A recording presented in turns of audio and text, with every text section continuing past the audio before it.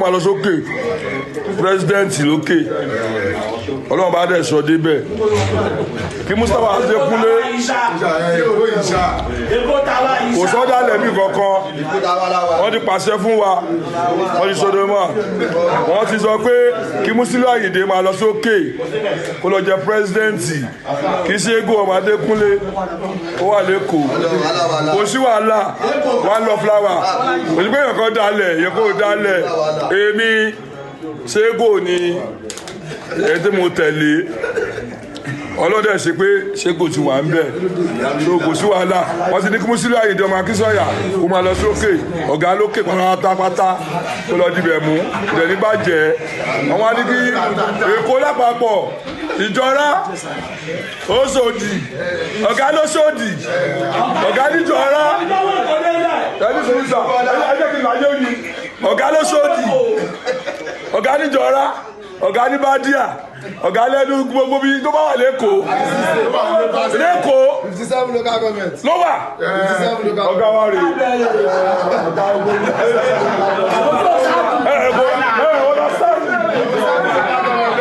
ìwọ ọ̀gá ló sọ́ọ̀dì irú àwọn ọba ìdá ìpẹ́ra lọ́gà ọ̀gá lágége ọ̀gá jẹ́ lọ́pàájà sáríà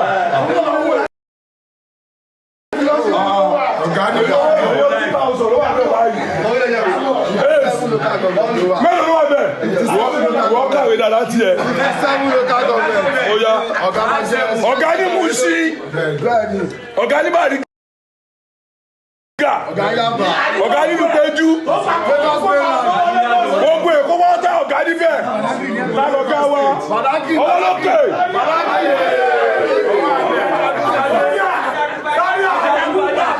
Níwò kẹ́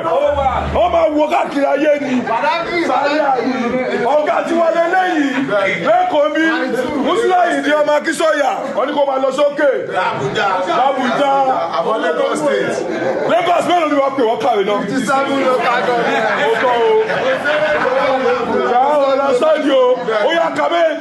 kàbíbẹ̀ fún mi. Lagos Island 1 Lagos Island 2 Lagos mainland Mùṣí Yaba Èjìgbò Òṣòdì o Òṣòfẹ́ local government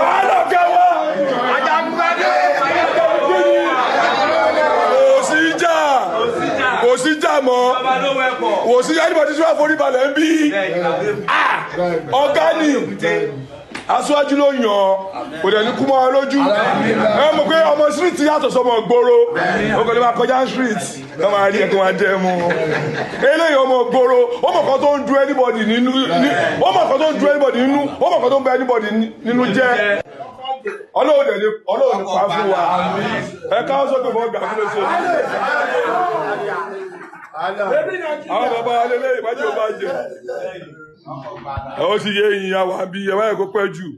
kí ló dé ẹwà ẹ̀kọ́ pọ̀ jù kí ló dé tí ó jẹ́ ẹ̀kọ́ rẹ̀ jù ọlọ́run àwọn pẹ̀lú ọ̀gá akọ̀ṣẹ́fàájẹ́ rí owó ọlọ́run ẹ káwọ́ sókè ẹ má lọ gbà lójú kan.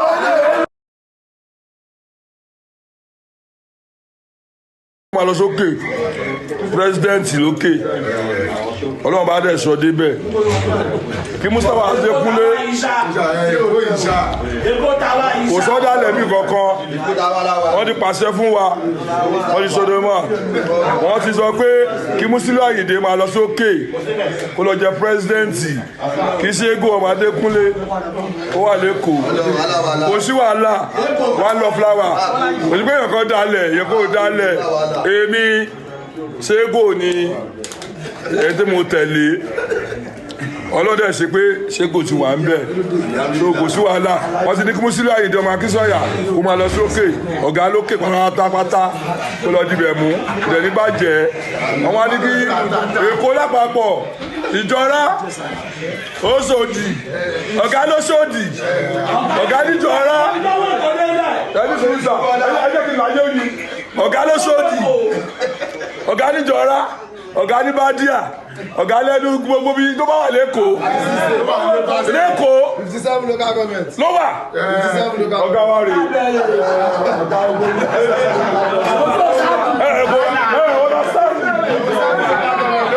ìwọ ọ̀gá ọ̀gá alágége ọ̀gá jẹ́rọ̀ pàjá Zaria.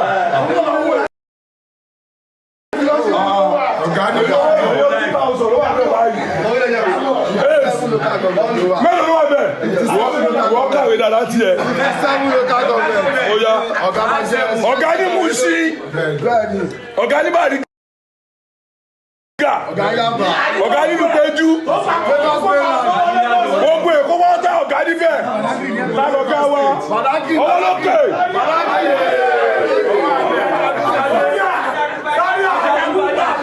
Níwò kẹ́ wọ́n máa wo káàkiri ayé ni ọ̀gá tí wọ́n lé lẹ́yìn lẹ́kọ̀ọ́ mi Musiliu ní ọmọ Akínsọ́yà wọ́n ní kó máa lọ sókè l'Abuja Lagos mélòó ni wọ́n pè wọ́n kàwé náà. ó tọ́ o ṣáà ọ̀la sọ́ọ̀dì o ó yà kàbúgbẹ̀ fún mi. Lagos Island 1 Lagos Island 2 Lagos mainland Muṣí Yaba Ejigbo Òṣòdì o Òṣòfẹ́ local government.